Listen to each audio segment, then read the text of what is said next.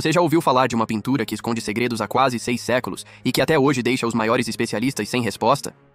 O retrato de um casal misterioso, cercado por símbolos enigmáticos, desafia a lógica e transforma qualquer tentativa de explicação em um quebra-cabeça ainda maior.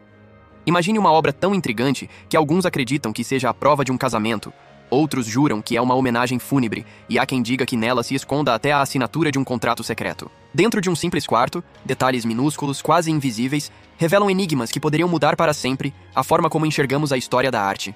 E aqui está o ponto crucial. Este não é apenas mais um quadro antigo. É a pintura que muitos consideram a mais misteriosa de toda a história. E você precisa ver cada detalhe agora, porque uma vez que conhecer esses segredos, nunca mais vai olhar para a arte da mesma forma. Transportemo-nos para o século XV, na cidade de Bruges, uma das mais ricas e movimentadas da região que hoje conhecemos como Bélgica. É ali que Jan van Eyck, um dos maiores mestres da pintura flamenga, cria em 1434 uma obra aparentemente simples, mas que se tornaria uma das mais debatidas de todos os tempos, o famoso retrato de Arnolfini. À primeira vista, a cena parece clara e objetiva. Vemos um homem e uma mulher em um ambiente doméstico. Eles estão de mãos dadas, lado a lado, em uma pose serena e solene. O homem veste um tabardo de veludo escuro, guarnecido com pele de marta, sinal inequívoco de riqueza e posição social elevada. A mulher exibe um vestido verde vibrante, forrado com pele de esquilo, uma peça que, segundo os estudiosos, poderia exigir milhares de peles para ser confeccionada. A ostentação não era gratuita. Tratava-se de uma forma de afirmar poder, prestígio e prosperidade. Mas basta um olhar mais atento para perceber que nada é tão óbvio.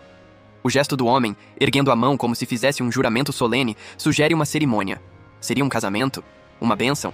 Ou até mesmo um ato simbólico de união? O pequeno cão aos pés do casal parece um detalhe doméstico inocente, mas rapidamente é interpretado como um símbolo de fidelidade, um guardião silencioso que reforça a ideia de compromisso. A atmosfera é carregada de solenidade, e cada objeto do quarto parece ter sido colocado de forma meticulosa. As laranjas sobre o parapeito da janela indicam luxo, já que eram frutas raras e caras na Europa do Norte naquela época. O candelabro de bronze, suspenso no teto, reflete a luz com uma precisão impressionante, revelando a maestria técnica do pintor. Mesmo os entalhes da cadeira ao fundo escondem figuras simbólicas que desafiam interpretações simplistas. Este primeiro contato com a obra já revela o quanto ela é única. Não se trata apenas de um retrato de casal, mas de uma verdadeira enciclopédia visual de símbolos, onde cada detalhe pode mudar completamente o significado da cena. É aqui que começa o mistério. Afinal, estamos diante de um casamento, de uma representação de status ou de algo muito mais profundo? Foi apenas em 1934 que um dos mais influentes historiadores da arte do século XX, Erwin Panofsky, apresentou uma interpretação que mudaria para sempre o olhar sobre o quadro. Para ele, aquela cena não era simplesmente um retrato de casal ou uma alegoria de prosperidade, mas sim um documento legal. Panofsky sugeriu que a pintura funcionava como um registro visual de um casamento, uma espécie de contrato testemunhado e assinado não em papel, mas na própria tela. A chave dessa leitura está em um detalhe que poderia facilmente passar despercebido. Na parede ao fundo, logo acima do espelho, Van Eyck pintou uma inscrição em latim: Johannes de Eyck fuit hic, ou Jan van Eyck esteve aqui.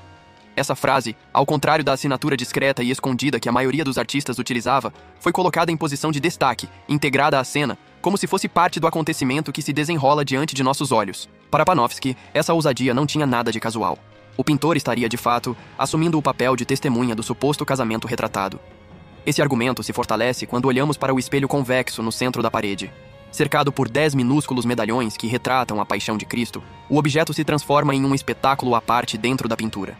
Com precisão quase microscópica, Van Eyck reproduziu não apenas o reflexo das costas do casal, mas também da janela, das vigas do teto, do candelabro e até das laranjas sobre o parapeito. E então vem o detalhe que intriga até hoje. No reflexo aparecem duas figuras adicionais, uma vestida de azul e outra de vermelho. Segundo Panofsky, essas não eram meros transeuntes. Elas representariam as testemunhas do casamento, sendo uma delas possivelmente o próprio Van Eyck. Assim, a inscrição na parede e a presença dos personagens refletidos no espelho reforçariam a hipótese de que a tela tinha um valor jurídico, funcionando como prova visual de uma união legítima. Contudo, essa interpretação, embora fascinante, logo começou a ser questionada. O motivo? As identificações iniciais do casal não se encaixavam com as datas históricas conhecidas. A princípio, Panofsky acreditou que os retratados fossem Giovanni di Arrigo Arnolfini e sua esposa Giovanna Senami. Mas descobriu-se que esse casamento só aconteceu em 1447, 6 anos após a morte de Van Eyck. Diante dessa inconsistência, os estudiosos tiveram de buscar novos candidatos e, com isso, o mistério se aprofundou ainda mais. As investigações levaram os especialistas a outro ramo da família Arnolfini, comerciantes italianos que haviam se estabelecido na próspera cidade de Bruges. O nome mais convincente passou a ser Giovanni di Nicolau Arnolfini, primo de Giovanni de Arrigo e um rico mercador de Lucca que viveu grande parte de sua vida na Flandres. Se fosse realmente ele o homem representado no quadro, então a obra poderia ter um significado completamente diferente. Um dos elementos que mais chama a atenção nesse sentido é o candelabro de bronze pendurado no teto. Pintado com uma riqueza de detalhes impressionante, cada curva parece capturar a luz de maneira distinta, revelando a obsessão de Van Eyck por realismo. À primeira vista, ele pode parecer apenas um símbolo de luxo, mas há algo que não passa despercebido. Apenas uma vela está acesa, posicionada exatamente acima da cabeça do homem, apesar de ser dia. Para Panofsky, esse detalhe representaria uma vela nupcial, símbolo da presença de Deus presidindo a cerimônia. Mas ao olharmos para o lado da mulher, o que encontramos é perturbador. Há outra vela, mas ela já se consumiu e apagou. Na tradição do Memento Mori, velas apagadas eram metáforas da fragilidade da vida e da inevitabilidade da morte. A sugestão implícita seria de que a mulher já teria falecido, enquanto o homem seguia vivo. Essa leitura sombria levou à hipótese de que a pintura não mostrava uma celebração de casamento, mas sim uma homenagem póstuma. A teoria ganhou força com a contribuição da historiadora da arte Margaret Coster, em 2003. Ela apresentou registros históricos que revelavam que a primeira esposa de Giovanni di Nicolau Arnolfini, chamada Costanza Trenta, havia morrido em 1433, apenas um ano antes da data inscrita na pintura. E a causa provável da morte teria sido o parto. De repente, diversos elementos da cena ganharam novos significados. Atrás da mulher, por exemplo, encontramos a cadeira entalhada com a imagem de uma figura feminina dominando um dragão. Trata-se de Santa Margarida, padroeira das mulheres grávidas, venerada por sua lenda de ter sido engolida por um dragão e ter sobrevivido milagrosamente. Isso nos leva a uma questão central e ainda não resolvida. A mulher retratada estaria realmente grávida? A discussão sobre a suposta gravidez da figura feminina é um dos pontos mais polêmicos. Para Margaret Coster, a resposta é sim. O volume na parte frontal do vestido e a presença de Santa Margarida seriam indícios claros de que Van Eyck quis representar a esposa grávida, eternizando-a em sua última fase de vida. A pintura, nesse caso, funcionaria como um memorial íntimo, encomendado pelo marido para manter viva a lembrança da companheira e de sua maternidade interrompida pela morte. No entanto, nem todos concordam. Muitos historiadores da arte argumentam que o vestido não indica gravidez, mas sim a moda da época. Entre as classes mais abastadas, era comum o uso de trajes volumosos, com tecidos pesados reunidos na parte frontal. Van Eyck, inclusive, utilizou o mesmo recurso em outras obras, como no retrato da Virgem Maria, que aparece com uma túnica azul igualmente ampla, sem que isso tivesse qualquer relação com gestação. Outro detalhe que sustenta essa interpretação é a própria atividade de Arnolfini como comerciante de tecidos. O exagero no caimento e na quantidade de pano poderia ter servido como uma espécie de propaganda velada, reforçando seu prestígio no ramo têxtil. Nesse caso, o vestido verde da mulher seria menos um sinal de gravidez e mais uma vitrine do poder econômico do marido. Mesmo o pequeno cão aos pés do casal entra nesse jogo de interpretações.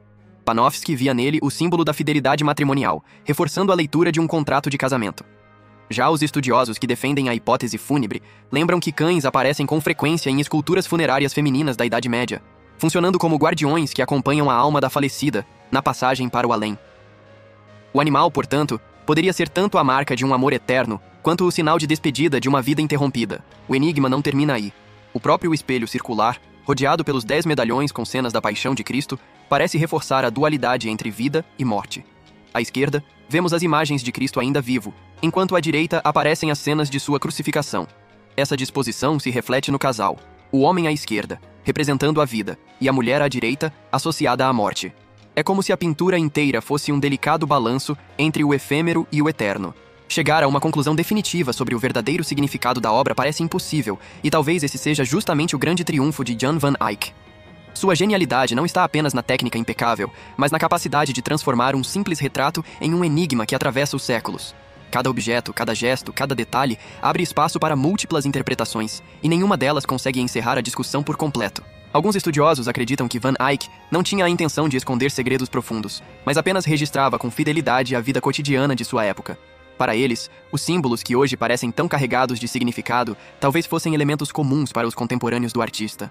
Outros, no entanto, insistem que nada nesse quadro é por acaso, e que o pintor deliberadamente construiu uma rede de mensagens ocultas para provocar reflexão e debate. O espelho central continua sendo um dos pontos mais enigmáticos. A capacidade de Van Eyck de reproduzir reflexos com precisão microscópica desafia até mesmo os padrões atuais.